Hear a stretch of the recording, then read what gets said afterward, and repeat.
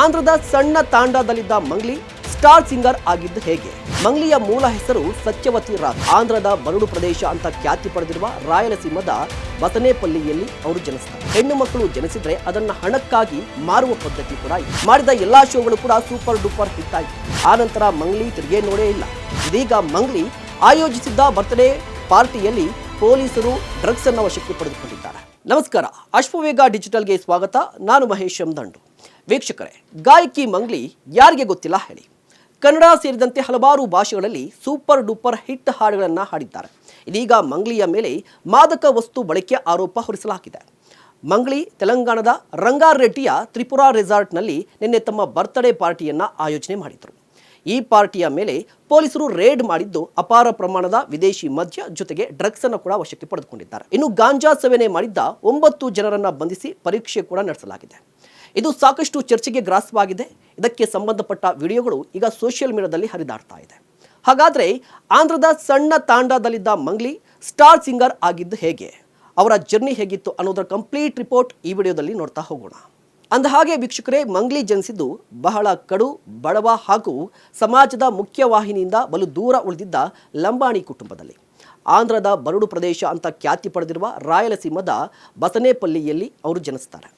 ಮಂಗ್ಲಿಯ ಮೂಲ ಹೆಸರು ಸತ್ಯವತಿ ರಾಥೋಡ್. ಮಂಗ್ಲಿ ಜನಿಸಿದ ತಾಂಡದಲ್ಲಿ ಹೆಣ್ಣು ಮಕ್ಕಳು ಜನಿಸಿದರೆ ಅದನ್ನು ಹಣಕ್ಕಾಗಿ ಮಾರುವ ಪದ್ಧತಿ ಕೂಡ ಇತ್ತು.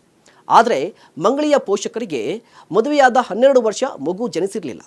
12 ವರ್ಷಗಳ ನಂತರ ಜನಿಸಿದ ಕಾರಣಕ್ಕಾಗಿ ಹೆಣ್ಣು ಮಗು ಆಗಿದ್ರೂ ಕೂಡ ಮಾರದೆ ಮಂಗ್ಲಿಯನ್ನ ಕಷ್ಟದಲ್ಲೇ ಸಾಕಿಕೊಂಡಿದ್ರು. ಇನ್ನು ಮನೆಯ ಮೊದಲ ಮಗಳಾಗಿದ್ದ ಕಾರಣಕ್ಕಾಗಿ ಮನೆಯ ಬಹುತೇಕ ಜವಾಬ್ದಾರಿ ಮಂಗ್ಲಿಯದ್ದೇ ಆಗಿತ್ತು. ಮಂಗ್ಲಿಯ ಬಾಲ್ಯ ಬಹುತೇಕ ಕೂಲಿ ಮತ್ತು ತನ್ನ ತಂಗಿಯರು ಸಹೋದರರನ್ನ ಸಾಕೋದ್ರಲ್ಲೇ ಕಳೆದು ಹೋಗಿತ್ತು. ಇದೆಲ್ಲದರ ಜೊತೆಗೆ ಶಿಕ್ಷಣವನ್ನು ಕೂಡ ಮುಂದುವರಿಸಿದ್ರು ಅವರು. ಅಂದ ಹಾಗೆ ಮಂಗ್ಲಿ ಬಾಲ್ಯದಿಂದಲೇ ಜನಪದ ಹಾಡುಗಳನ್ನು ಬಹಳ ಚೆನ್ನಾಗಿ ಹಾಡ್ತಾ ಇದ್ರಂತೆ. 9ನೇ ತರಗತಿಯಲ್ಲಿದ್ದಾಗ ಪಂಜಾಬ್ನಲ್ಲಿ ನಡೆದ ಜಾನಪದ ಗಾಯನ ಸ್ಪರ್ಧೆಗೆ ಹೋಗಿ ಅಲ್ಲಿ ಪ್ರಥಮ ಬಹುಮಾನವನ್ನು ಕೂಡ ಪಡೆದುಕೊಂಡಿದ್ರು. ಬಳಿಕ ಕೆಲವರ ಸಲಹೆಯಂತೆ ತಿರುಪತಿಯಲ್ಲಿ ಸಂಗೀತ ಮತ್ತು ಕಲೆಯ ಡಿಪ್ಲೊಮಾ ಕೋರ್ಸ್ ಕೂಡ ಸೇರಿಕೊಂಡ್ರು. ಅದಾದ ಬಳಿಕ ಹೈದರಾಬಾದ್ಗೆ ತೆರಳಿ ಮಂಗ್ಲಿ ಒಂದಿಷ್ಟು ಕಾಲ ಶಿಕ್ಷಕಿಯಾಗಿ ಕೆಲಸ ಮಾಡಿದ್ರು. ಆದರೆ ಗಾಯನ ಬಿಡಲಿಲ್ಲ.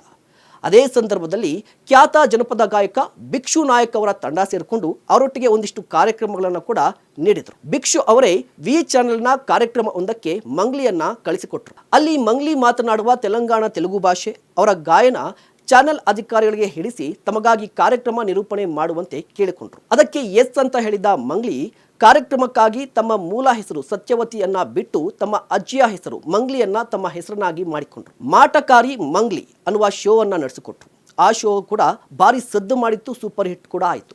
ಮಂಗ್ಲಿ ತೆಲಂಗಾಣ ಪ್ರತಿನಿಧಿ ಆಗಿಬಿಟ್ರು. ಇದರ ಬೆನ್ನಲ್ಲೇ ತೀನ್ ಮಾರ್ ನ್ಯೂಸ್, ಜಬರ್ದಸ್ತ್ ನ್ಯೂಸ್ ಇನ್ನೂ ಕೆಲ ಶೋಗಳನ್ನು ಮಾಡಿದ್ರು. ಮಾಡಿದ ಎಲ್ಲಾ ಶೋಗಳು ಕೂಡ ಸೂಪರ್ ಡೂಪರ್ ಹಿಟ್ ಆಯಿತು.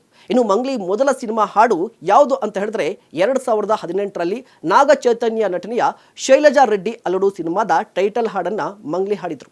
ಆ ನಂತರ ಮಂಗ್ಲಿ ತಿರುಗೇ ನೋಡೇ ಇಲ್ಲ.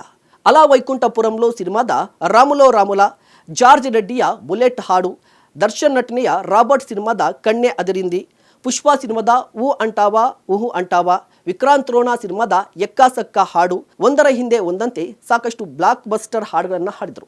ಕನ್ನಡ, ತಮಿಳ್, ತೆಲುಗು, ಶಾರುಖ್ ಖಾನ್ ನಟನೆಯ ಹಿಂದಿ ಸಿನಿಮಾ ಜವಾನ್ನಲ್ಲೂ ಕೂಡ ಮಂಗ್ಲಿ ಹಾಡಿದ್ದಾರೆ. ಇನ್ನು ಇತ್ತೀಚೆಗಂತೂ ಮಂಗ್ಲಿ ಲೈವ್ ಶೋಗಳಿಂದ ಭಾರಿ ಸದ್ದು ಮಾಡಿದರು. ಇತ್ತೀಚೆಗಷ್ಟೇ ಹೈದರಾಬಾದ್ನ ಐಷಾರಾಮಿ ಪಬ್ನಲ್ಲಿ ಯಶಸ್ವಿಯಾಗಿ ಮಂಗ್ಲಿ ನೈಟ್ಸ್ ಹೆಸರಿನಲ್ಲಿ ಲೈವ್ ಶೋ ಕಾರ್ಯಕ್ರಮವನ್ನು ಕೂಡ ಕೊಟ್ಟಿದ್ರು. ಆದರೆ ಮೊದಲೆಲ್ಲ ಉಡುಪಿನಲ್ಲಿ ಮಾತಿನಲ್ಲಿ ಜಾನಪದವನ್ನು ಪ್ರತಿನಿಧಿಸ್ತಾ ಇದ್ದಂಥ ಮಂಗ್ಲಿ ಬೇಡಿಕೆ, ಜವಾಬ್ದಾರಿ, ಜನಪ್ರಿಯತೆ ಹೆಚ್ಚಾಗ್ತಿದ್ದಂತೆ ಅವರ ವೇಷಭೂಷಣಗಳು ಕೂಡ ತುಸು ಬದಲಾಗಿದ್ವು. ಇದೀಗ ಮಂಗ್ಲಿ ಆಯೋಜಿಸಿದ್ದ ಬರ್ತ್ಡೇ ಪಾರ್ಟಿಯಲ್ಲಿ ಪೊಲೀಸರು ಡ್ರಗ್ಸ್ ಅನ್ನು ವಶಕ್ಕೆ ಪಡೆದುಕೊಂಡಿದ್ದಾರೆ. ಈ ಪ್ರಕರಣ ಎಲ್ಲಿಗೋಗಿ ನಿಲ್ಲುತ್ತೆ ಕಾದು ನೋಡಬೇಕಾಗಿದೆ. ಇದಾಗಿತ್ತು ಈ ಕ್ಷಣದ ವಿಶೇಷ. ನೋಡ್ತಾ ಇರಿ ಅಶ್ವವೇಗ ನ್ಯೂಸ್. ಇದು ಸತ್ಯಾನ್ವೇಷಣೆಯ ಓಟದಲ್ಲಿ.